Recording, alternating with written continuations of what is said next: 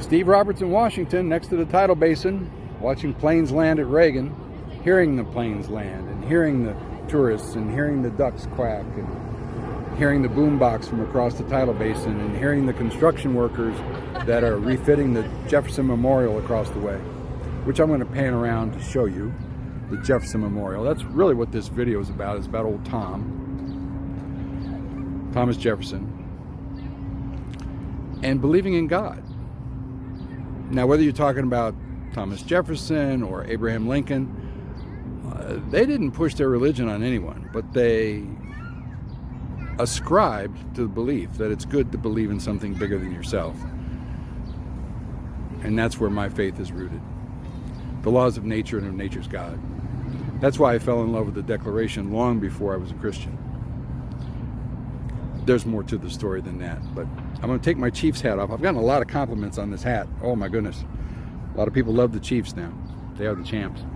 And I've been telling people as a rideshare driver in Kansas City, driving Lyft, hey, you want to see the next AFC championship? You just go ahead and book your airfare to Kansas City in January. Kind of arrogant. I like our chances.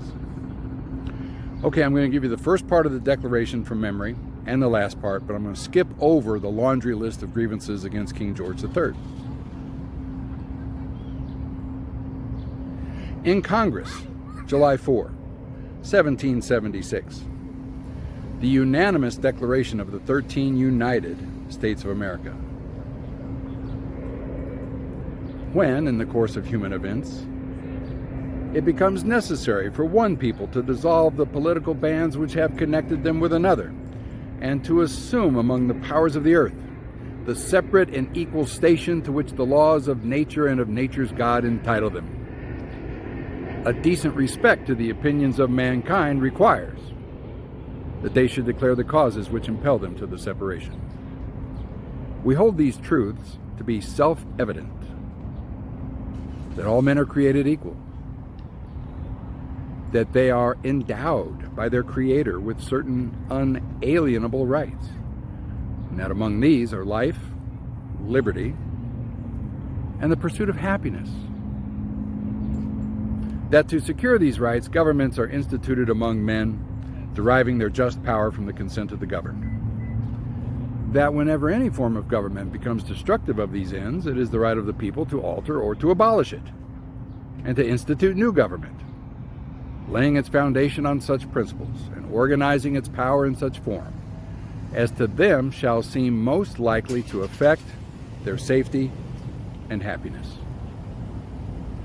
Prudence, indeed, will dictate that governments long established should not be changed for light and transient causes, and accordingly, all experience hath shown that mankind is more disposed to suffer, while evils are sufferable, than to right themselves by abolishing the forms to which they are accustomed. But when a long train of abuses and usurpations pursuing invariably the same object evinces a design to reduce them under absolute despotism, it is their right, it is their duty, to throw off such government and to provide new guards for their future security. Such has been the patient sufferance of these colonies, and such is now the necessity which constrains them to alter their former systems of government. The history of the present King of Great Britain is a history of repeated injuries and usurpations, all having in direct object the establishment of an absolute tyranny over these states. To prove this, let facts be submitted to a candid world. Now, as I fast forward to the end, I'm going to go ahead and give you that last grievance against King George III. In no small part because I'm 1/8 Chickasaw. My grandmother was half. Her daddy was an Indian, if we can still say that. Can you still say Washington Redskins in this town, even if you're reading a historical document about the football team from the 1950s or 60s or 70s or 80s or 90s? Free speech.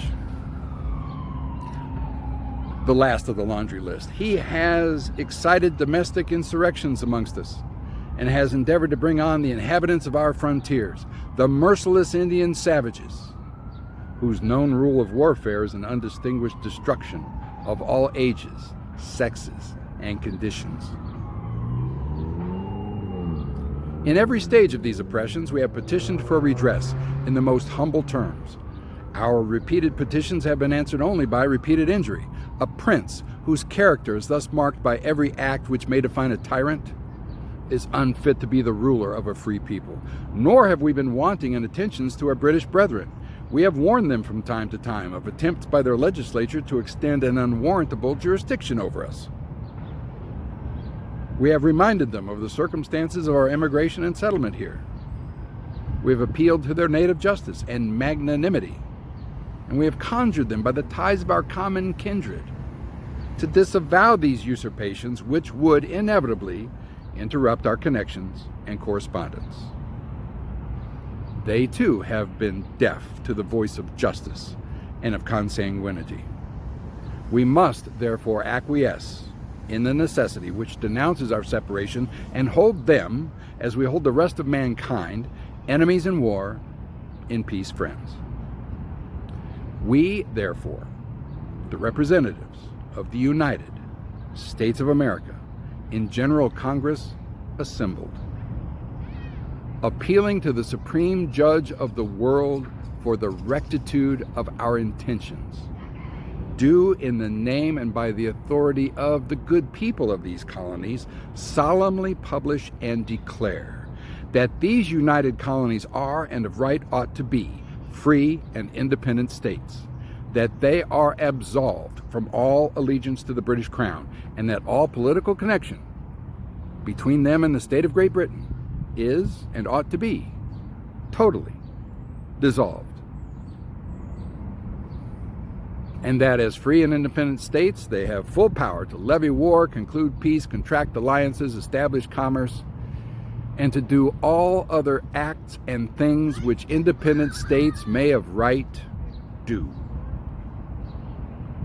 And for the support of this declaration, with a firm reliance on the protection of divine providence, we mutually pledge to each other our lives, our fortunes, and our sacred honor